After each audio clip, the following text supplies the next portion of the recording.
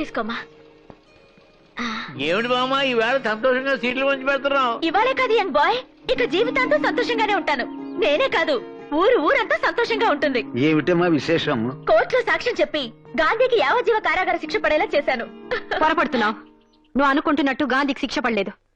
జైలుకి వెళ్లకుండానే బయటకు వచ్చేశాడు. ఏమిటి నువ్వు అనేది? కట్టుకున్న మొగుడికి శిక్ష పడేలా చేయమని నువ్వు సాక్ష్యం చెప్తే తప్పు చేసింది తన్ని కట్టుకున్న మొగుడేనని ఆ లాయర్ పిల్లం ఎదురు సాక్ష్యం చెప్పింది. గాంధీ వాళ్ళని ఎందుకు చంపాలనుకున్నాడు, వాళ్ళు ఏం తప్పు చేశారో తెలుసుకోకుండా నువ్వు మూర్ఖంగా పగ తీర్చుకోవాలనుకున్నావు. అవును, గాంధీ అంటే నాకు పగ, ద్వేషం. నిజమే, గాంధీ నీకు చేసిన ద్రోహమే. కానీ నీ పెళ్లి ఆపమని, నీ మెళ్ళలో తాళి కట్టమని చెప్పింది నేను. నీ గాంధీ మీద ఎంత పగ ఉందో నాకంత అభిమానం ఉంది. నీకు అతని మీద ఎంత ద్వేషం ఉందో నాకంత ఆప్యాయత ఉంది. ఓహో, అందుకేనా ఆ రోజు పెద్ద స్త్రీమూర్తిలో వచ్చి నా మీద అక్షంతలు వేసి నా జీవితాన్ని పాడు చేశావు? నీ జీవితాన్ని పాడు చేయాలని కాదు, గాంధీ జీవితాన్ని బాగు చేయాలని, అది నీ వల్లే అవుతుందని ఆ ప్రయత్నం చేశాను. గాంధీ నీకు రౌడీగా, గూండాగా మాత్రమే తెలుసు. కానీ నాకు అతను చంటి బిడ్డప్పుడే అన్యాయంగా తల్లిదండ్రుల్ని పోగొట్టుకున్న అనాథగా తెలుసు. నీకు అతన్ని చెడే తెలుసు, కానీ చెడిపోవడానికి కారణం తెలీదు. గాంధీ నీ మెళ్ళో తాళి మాత్రమే కట్టాడు, కానీ నా మెళ్ళో తాళి తెంచాడు. అయినా కూడా అతనంటే నాకు అభిమానం. ఎందుకో తెలుసా?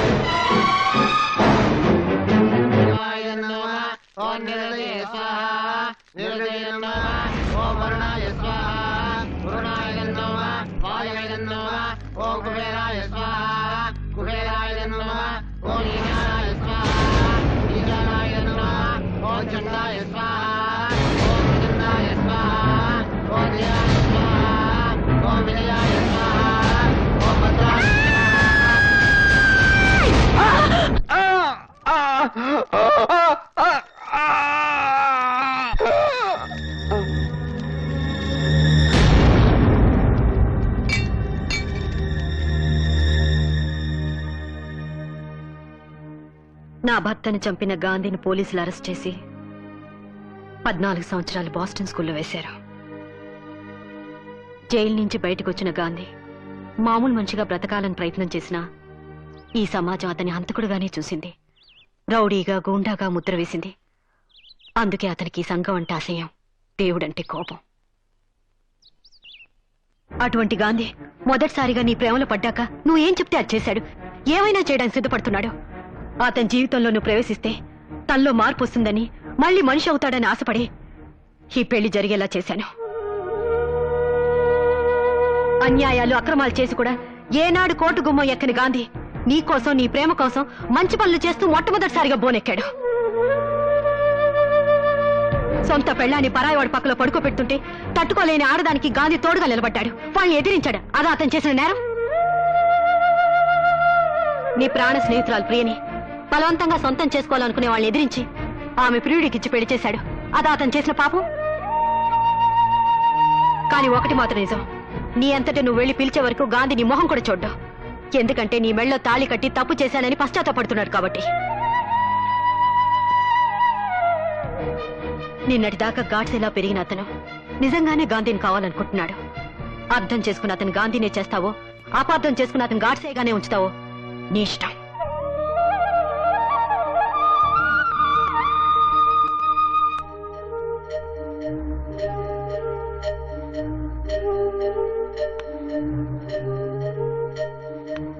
అమ్మా భారతి, గాంధీ గతం తెలిసాక నాకెందుకు అతని మీద జాలేస్తుందమ్మా.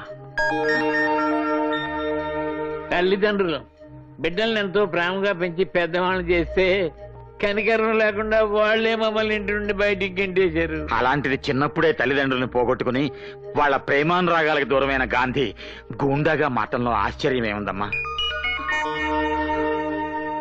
లోకజ్ఞానం తెలిసిన దానివి, తెలివైన దానివి, నీకు మేము సలహానివ్వనక్కర్లేదు. కానీ ఎందుకో గాంధీని భర్తని చేసుకుంటే మంచి జరుగుతుందేమో అనిపిస్తోంది. బాగా ఆలోచించుకో తల్లి.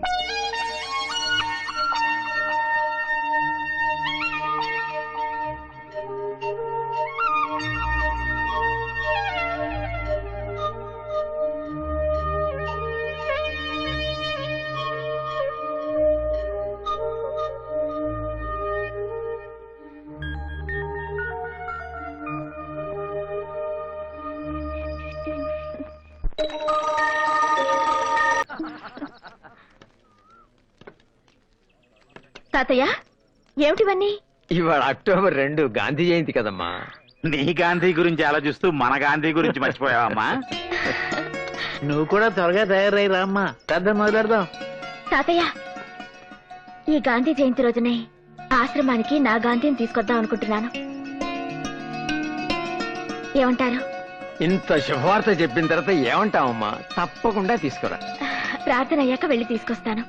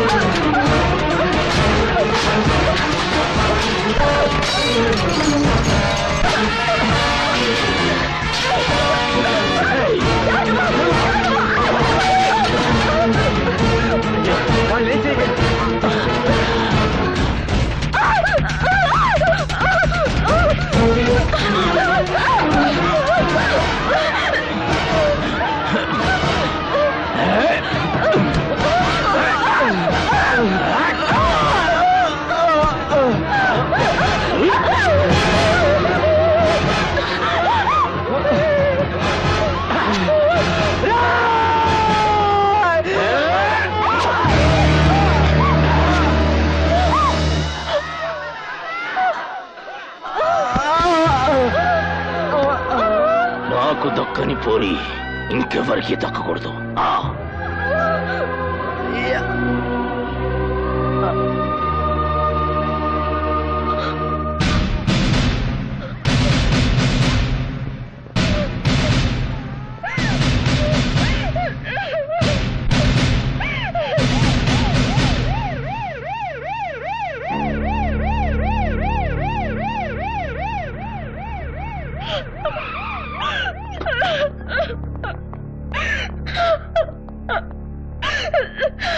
వీళ్ళని ఎవరు చంపారు? ఎందుకు చంపారో కూడా తెలుసు. గుడ్. రేపు కోర్టుకు వచ్చి సాక్ష్యం చెప్పగలరా? నేనే కాదు, ఇక్కడ ప్రతి ఒక్కరు వచ్చి సాక్ష్యం చెప్తారు. ఆ తర్వాత నా ప్రాణ స్నేహితురాలి పొట్టలు పెట్టుకున్న ఆ నరరూప రాక్షసుని ఉరికమ్మ ఎక్కించాలి. ఇంతకంటే దారుణంగా చంపించాలి. గట్లేడిసినదా పోరి? అక్కడ ఏడిస్తే పర్వాలేదు, రేపు కోర్టుకు వెళ్ళి ఏడిస్తే మనం ఏడుస్తూ కూర్చోవాలి. ఆ తర్వాత నీ బిడ్డ నీ గడ్డ మీద ఏ గాడు సేవ్ చేయలేడు. నైనా నన్ను గిట్లా పోలీసు వాళ్ళు అరెస్ట్ చేసిరనుకో, గా 2 మర్డర్లు నువ్వే చేపించినవని కోర్టులో సాక్ష్యం చెప్తా. నేను బతికుండంగా నిన్ను ఎవడు అరెస్ట్ చేస్తాడరా కొడక? వాళ్ళు కోర్టుకెళ్లి సాక్ష్యం చెబితే మా పోలీసులే అరెస్ట్ చేస్తారు. వాళ్ళు కోర్టుకెళితే కదరా